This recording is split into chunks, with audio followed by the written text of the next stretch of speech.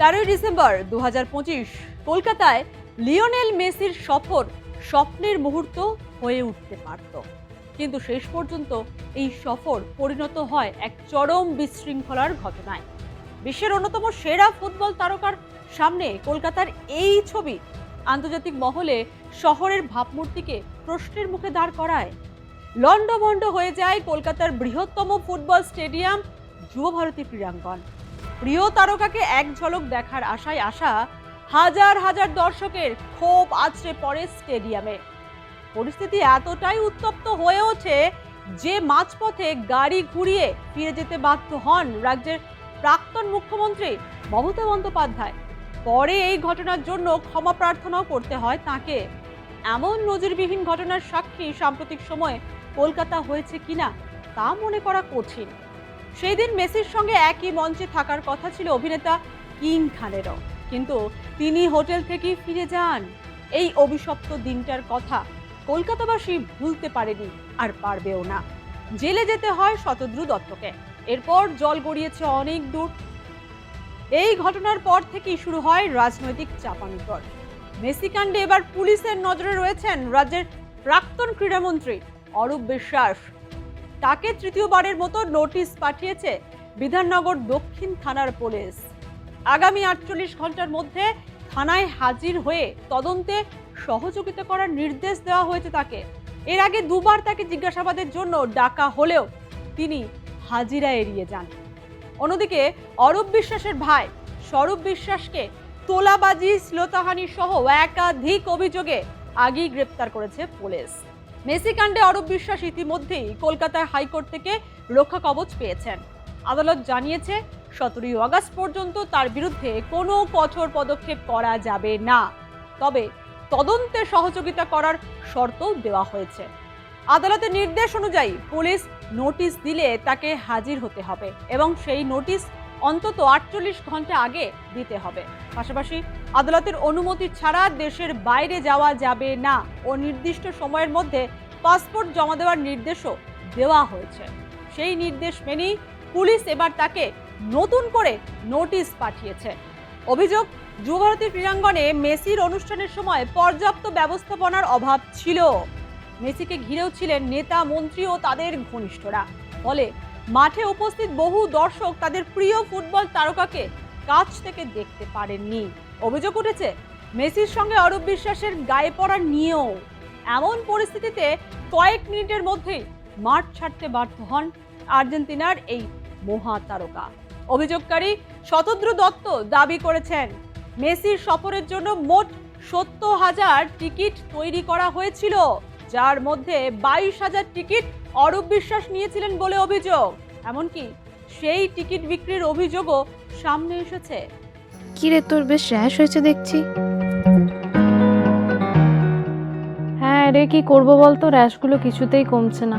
অনেক কিছু ইউজ করলাম তবুও কমছে না। আমার মনে হয় তোকে কোনো একজন ভালো ডার্মাটোলজিস্টের কাছে দেখানো উচিত। তুই ঠিক বলেছিস, কিন্তু কোনো ভালো ডার্মাটোলজিস্ট থাকলে একটু সাজেস্ট কর না প্লিজ। এই তোর তো একবার র্যাশ হয়েছিল না? তুই কোথায় দেখিয়েছিলিস? তুই একবার গৌরীদেবী হসপিটালসে দেখাতে পারিস, ওখানে ভালো এক্সপিরিয়েন্স ডার্মাটোলজিস্ট আছে। আমারও সেম প্রবলেম হয়েছিল, এখন ওখানে ট্রিটমেন্ট নিয়ে আমি এখন ঠিক আছি।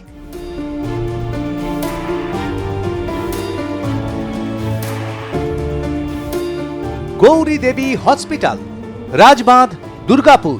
যোগাযোগ 8001003333, 8001113333।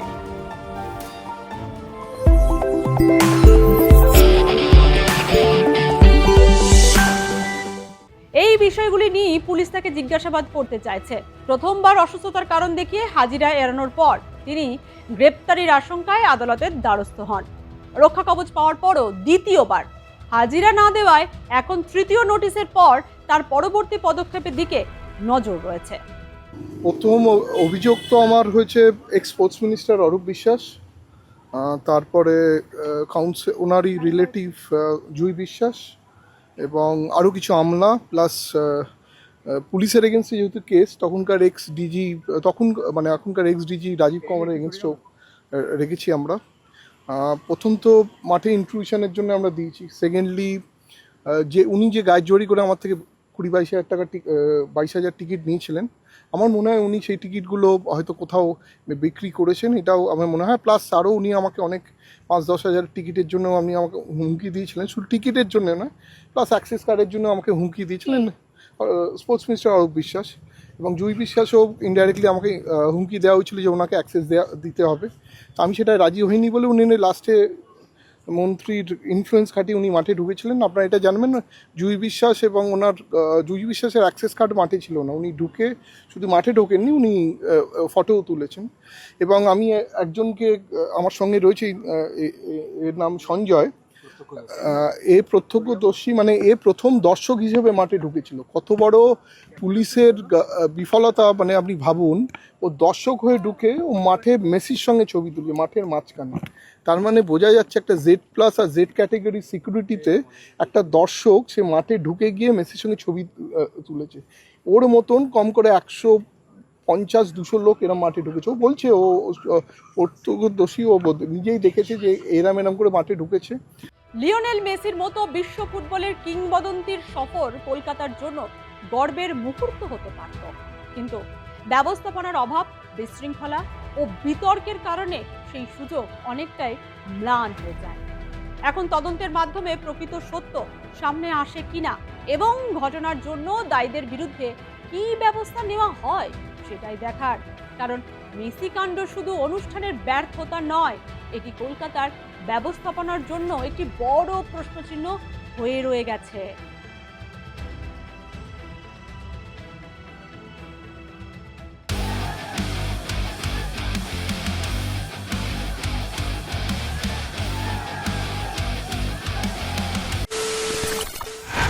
খবরের নামে প্রতিদিন সন্ধে আপনার ড্রয়িং রুমে কি শুধুই চিৎকার চেঁচামেচি খেয়ে আসে?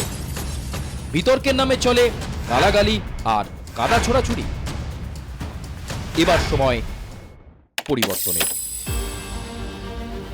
কারণ আমরা কান ফাটানো চিৎকারে বিশ্বাস করি না, আমরা বিশ্বাস করি খবরের সত্যতায়। আমরা কোনো পক্ষের হয়ে গলা ফাটাই না, আমরা সাধারণ মানুষের হয়ে প্রশ্ন তুলি।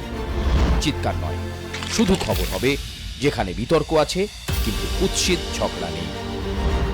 সঠিক তথ্য, বিশ্বস্ত খবর। নজর রাখুন R+ নিউজে।